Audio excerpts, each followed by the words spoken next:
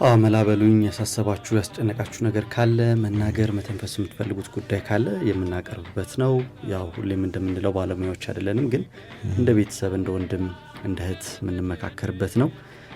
ስለዚህ አንድ አድማጫችን ያሳሰበኝ ጉዳይ አለ እስኪ እንመካከርበት እያለን ነው። አድማጮቻችን ግን አድማጫችን በሚያነሳው ሐሳብ ላይ ቴሌግራማችን ላይ የእናንተን ደግሞ ምክር ልትነግሩት ትችላላችሁ። ኢትዮጣም በአማርኛም በእንግሊዝኛም ቴሌግራም ላይ ከ40,000 በላይ ተከታይ ባለው በቀጥታ ከአድማጫችን ጋር ቆይታ ማድረግ እንጀምራለን። ሄሎ ሄሎ ሄሎ፣ ጤና ይስጥልን። እንዴት ነህ? እግዚአብሔር ይመስገን። ሰላም ነው አለን። ያው መላበሉኝ ብለህ ቴክስት አድርገህልናል። እንደውም ረዘም ያለ ቴክስት ነው የጻፍከው።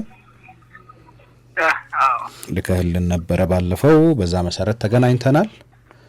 እስኪ ለኛ ጽፈህልናል፣ ለአድማጮቻችን ግልጽ አድርግ፣ ለኛም በደንብ አብራራና ግለጽልን። ያስጨነቀ ያሳሰበ ጉዳይ ምንድነው? ኦኬ፣ አመሰግናለሁ። እንግዲህ ነው ማደምጣችሁ። እሺ፣ እንዴት መሰለህ፣ መጀመሪያ ሪሌሽንሺፕ ውስጥ ነበርን። ውስጥ አንድ አመት አብረን ነበር። ያ በመካከላችን በጣም ብዙ ነገር ተፈጥሯል። ምን ተፈጠረ? ወደ ክፍለ ሀገር ሄዳ ነበረ ቤተሰብ ለመጠየቅ። እሺ፣ አዲስ አመት። ከዛ በኋላ እዛ በሄደችባቸው ጊዜያትም ያው ማለት ከኔ ጋር የነበረው ነገር አሪፍ ነበረ።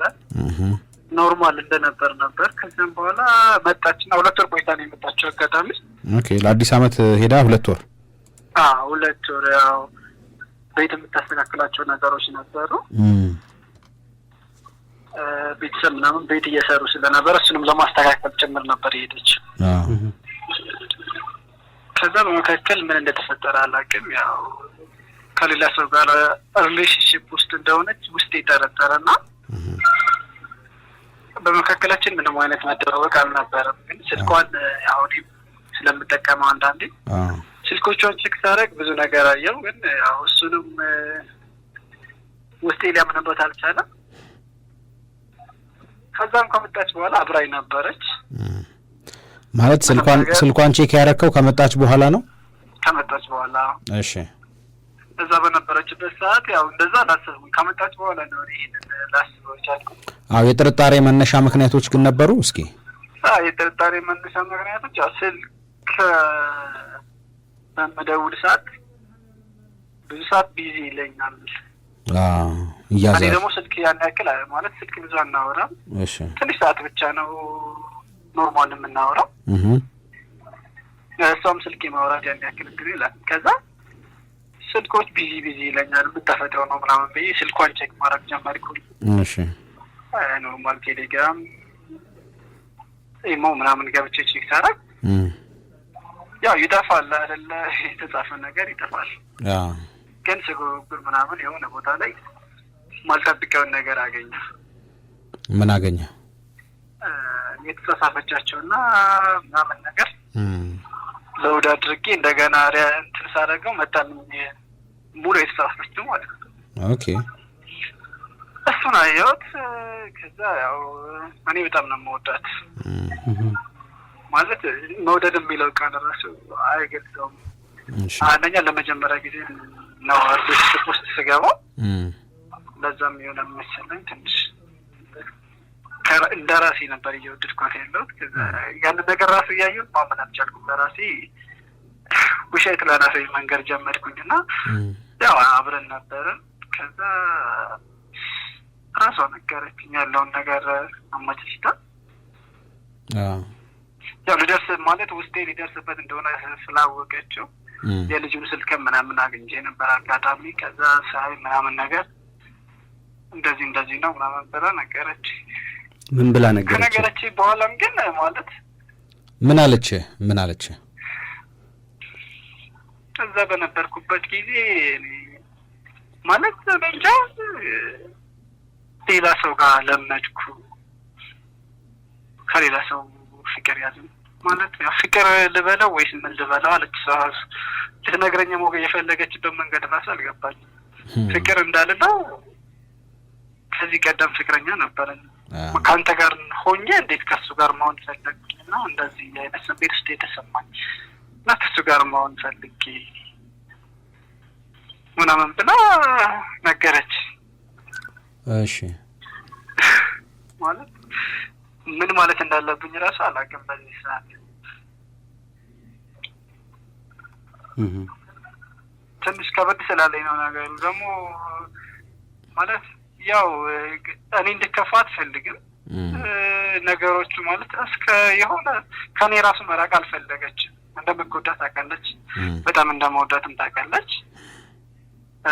የሆነ ብቻ ትንሽ ከበድ ስላለኝ ነገሩ እስካሁን ድረስ ይብን ቆየች። 1 ወር ምናምን አልፎታል ከነገረች።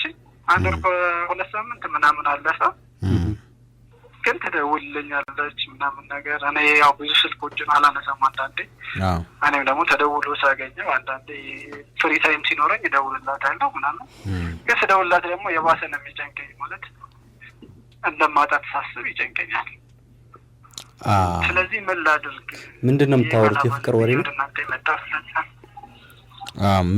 ምንድነው አሁን ስትደዋወሉ አንተም ስትደውል እሷም ስትደውልላት ይሄን ነገር ከተፈጠረ በኋላ ምንድነው የወሬያችሁ ፍሬ ነገር?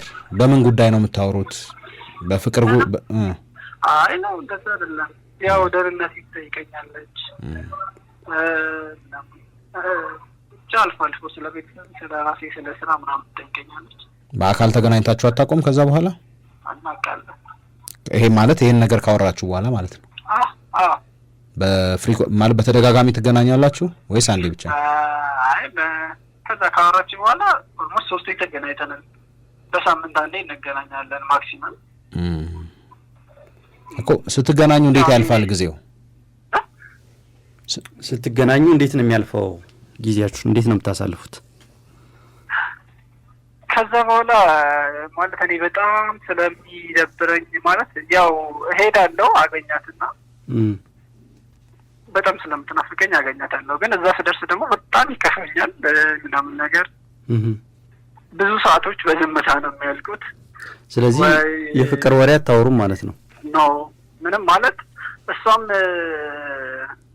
ያው ያለች የነገረችኝ ሁኔታ በጣም አስከፊ እንደሆነ ስላወቀችው እንደዚህ አይነት ነገርም አናወራም። እኔም ለማውራት ይከብደኛል። እንዴት መተው እንዳለብኝ ብቻ ማለት መፍትሄ ካለው በምን መልኩ ልተው እንደምችል ነው እንጂ ኦልሬዲ ከዚህ በኋላ ከኔ ጋር ብትሆንም እንኳን አይ ቲንክ እኔ ውስጤ ሊያምናት አይችልም። በየትኛው መንገድ እንደዚህ አይነት ነገር ሊፈጠር ይችላል ብዬ አስባለሁ። ስለዚህ ደግሞ የተጠራጠርክ ከሰው ጋር መሆን በጣም ከባድ ነው። ስለዚህ አሁን እሷ የሌላ ሰው ሆናለች። ኦልሞስት ውስጥ የሚያስበው እንደዛ ነው። ያው እሷም ነግረሃለች እንጂ ከሌላ ሰው ፍቅር እንደያዛት ነግረሃለች። ስለዚህ በቃ የሌላ ሰው ነች ማለት ነው። አሁን በዚህ ሰዓት አሁን ላይ ያላቸው ግንኙነት ታውቀዋለህ? አሁን ላይ ያላቸው ግንኙነት ምን ደረጃ እንደደረሰ ታውቃለህ? ያው ይደዋወላሉ። እሱ ክፍለ ሀገር ነው ያለው አጋጣሚ። ይሄ ሰው እሷ ለአዲስ ዓመት በሄደችበት ጊዜ እዛ ቦታ ያገኘችው ሰው ነው? ስለዚህ ያው በአካል ግንኙነት ነበራቸው ማለት ነው። ያው እንደዛ ነገር ያው ሙሉ ግልጽ የሆነ ነገር አላውቅም እንጂ እንደሚገናኙ አውቃለሁ። አካባቢያቸው አንድ አካባቢ ስለነበረ እሷ ስለ ፊውቸር ማለት ቀጣይ ስላለ ነገር አውርታለች፣ አንስታለች። አሁን ይህንን ነገር ስትነግርህስ እንደው በመጸጸት በይቅርታ ስሜት በይቅርታ መንፈስ ነው ወይስ በቃ የሆነ እዛ ጋር የሆነ ነገር ተጀምሯል እንዴት እናርገው ይሄን መፍትሄ እንስጠው አይነት ነገር ነው ወሬው? በጸጸትና በይቅርታ ስሜት ነው እሱለት ነገር። በጸጸትና በይቅርታ ማለት እዛ ጋር ያደረገችው ነገር በስህተት እንደሆነ አምና ነው እኮ የሚሆነው እንጂ ትክክል እንዳልሆነ እያመነች። ግን እኮ አሁን ደግሞ የምትነግረን አንተ ይደዋወላሉ እስካሁን።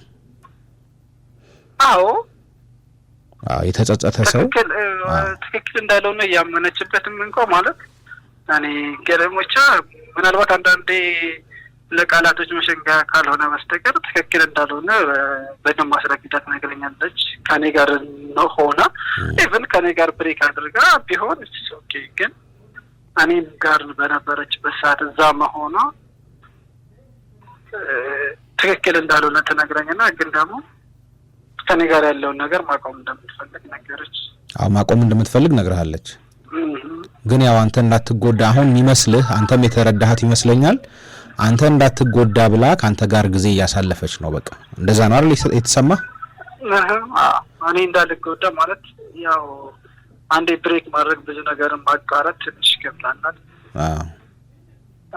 እና በዛ መልኩ ከኔ ጋር ጊዜ ተሰልፋለች ምናምን።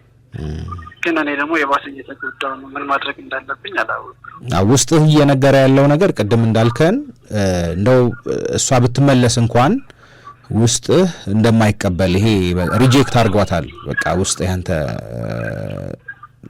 እንደማታምናት ውስጥ እንደማይቀበላት እየተሰማህ ነው። ሁለተኛ ያው የምንመካከረው እንደ ቤተሰብ ነው።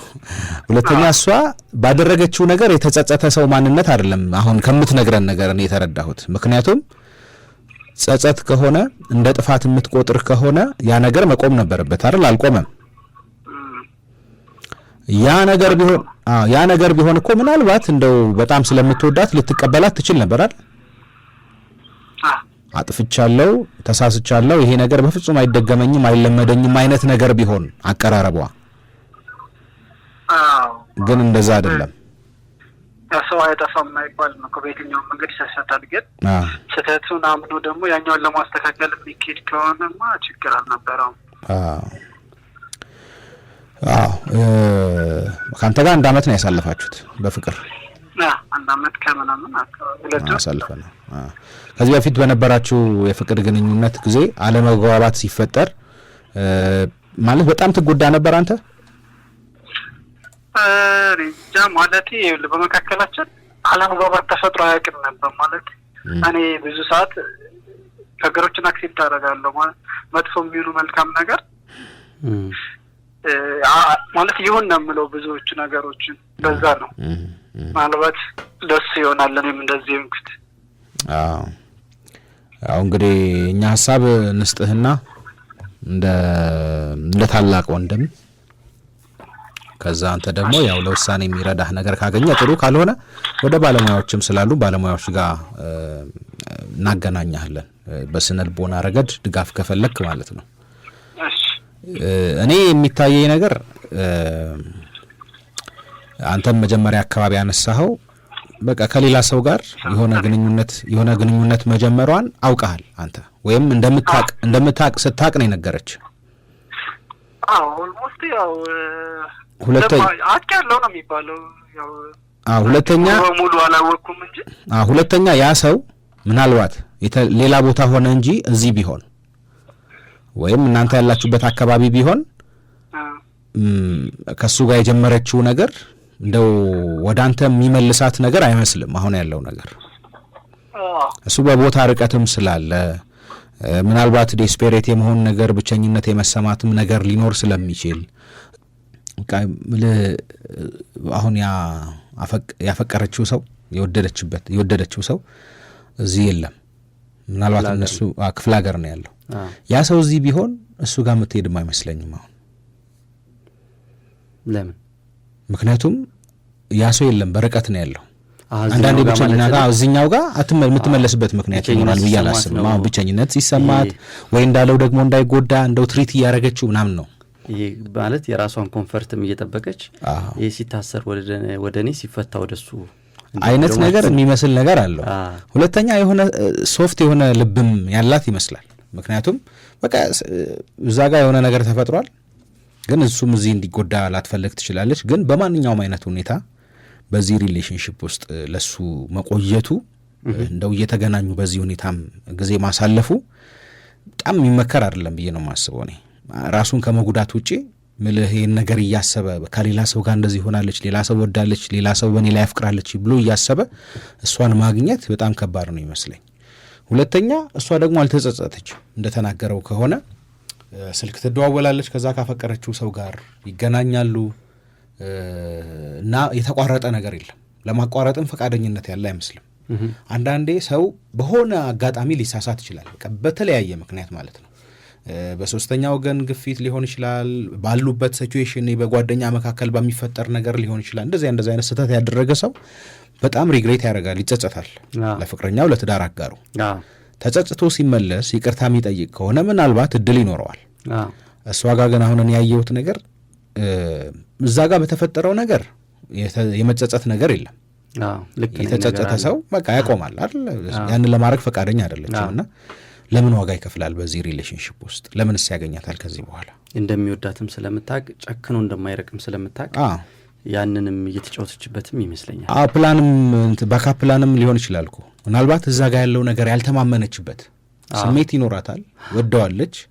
ምናልባት የሆነ ቢሰበር እዛ ጋር ያለው ነገር ደስ ያላት ነገር አለ ከዛኛው ልጅ ደግሞ በሆነ ነገር ደግሞ ተሽሎም ተገኝቶ ሊሆን ይችላል እና እርቆም ላለመራቅ እንደዚህ አይነት የምርጫ ጨዋታ ውስጥ ከሚገባ በጣም ፔንፉል ነው ለሱ ማለት ስሜቱ መረዳት ከባድ አይደለም። አሁን ከነገረን ነገር ከድምጹም ከአንዳንድ ነገሮች አንጻርና በተቻለ መጠን እኔ በሆን ማረገው ይሄንን ነገር ባወቅኩ አፍታ ወዲያው ነው በቃ ስሜቱ ከባድ ነው።